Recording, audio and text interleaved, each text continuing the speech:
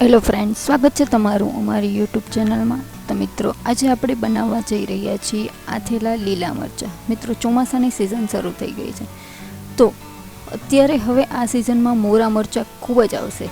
તો આ મરચાંને આપણે આથીને ખાવાથી જમવાનો સ્વાદ અનેરો બની જશે। તો આ ભોજનનો સ્વાદ વધારવા માટે આજે આપણે લીલા મરચાં જે છે તેને આપણે રાયતાવાળા બનાવીશું, એ પણ ખૂબ જ ઓછા સમયમાં ઓછા ન પડે એ રીતના। તો અહીં મેં 8 થી 10 નંગ મરચાંના લીધા છે।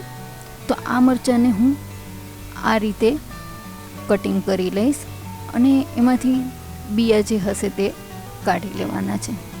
તો તમારે જે મુજબનું કટિંગ કરવું હોય એ મુજબનું તમે કટિંગ કરી શકો છો। હું અહીં લાંબા ચીરિયા કરું છું। તો આ રીતે બધા મરચાંને આપણે સુધારી લેવાના છે।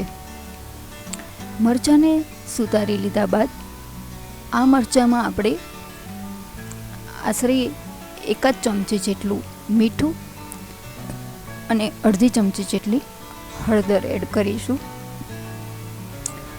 ત્યારબાદ હળદર અને મીઠું આ બંને વસ્તુને આપણે મિક્સ કરી લેવાનું છે, એટલે કે તેમાં મીઠું ચડી જાય એ રીતે। તો આ રીતે હલાવી લઈશું અને આ મરચાંને આપણે 1 થી 1.5 કલાક માટે પલાળવા મૂકી દઈશું। તો આ રીતે જ તેમાં મીઠું ચડી જાય ત્યાં સુધી તેને રાખીશું। ત્યાં સુધીમાં આપણે તેનો મસાલો કરી લઈએ। મસાલામાં આપણે 2 ચમચી જેટલા રાઈના કુરિયા એડ કરીશું, 1 ચમચી મેથીનો કુરિયા અને 1 ચમચી જેટલી વરિયાળી એડ કરીશું। વરિયાળીનો ટેસ્ટ તમને ભાવતો હોય તો જ તમે એડ કરવું। આ મસાલાને તમે પીસીને પણ એડ કરી શકો છો, પરંતુ હું તાજું જ અથાણું બનાવું છું એટલે આમને આમ જ એડ કરી લઈશ। તો હવે આ મરચાંમાંથી આપણે 1 કલાક થઈ ગયા બાદ તમે જોઈ શકો છો કે મરચાંમાંથી મીઠાનું જે પાણી હશે તે નીકળી જશે। તમે જોઈ શકો છો કે કેટલું પાણી નીકળ્યું છે, એટલે કે મરચાં આપણા જે છે તે એમાં મીઠું જે છે તે ખૂબ સરસ રીતે જળી ગયું છે।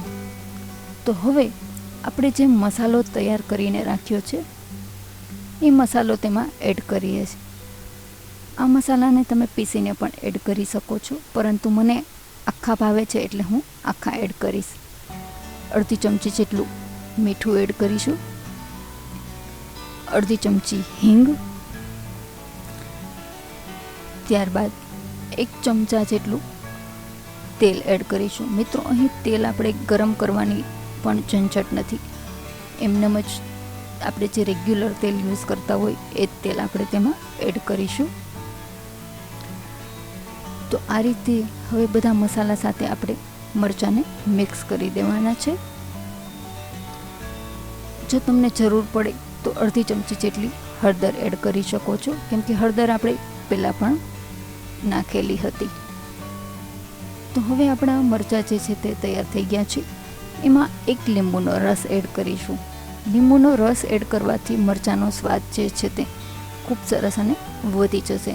તો આ મરચાંને આપણે 4 દિવસ સુધી બહાર રાખી શકીએ છીએ, ત્યારબાદ તમે ફ્રીજમાં મૂકીને રાખી શકો છો।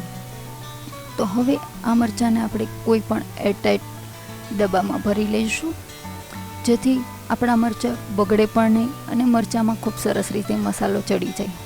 તો ભોજનનો સ્વાદ વધારતા ચોમાસામાં ખવાતા રાયતાવાળા મરચાંનું અથાણું તમે જરૂરથી બનાવજો। વિડીયો પસંદ આવે તો લાઈક અને શેર જરૂરથી કરજો। Thank you.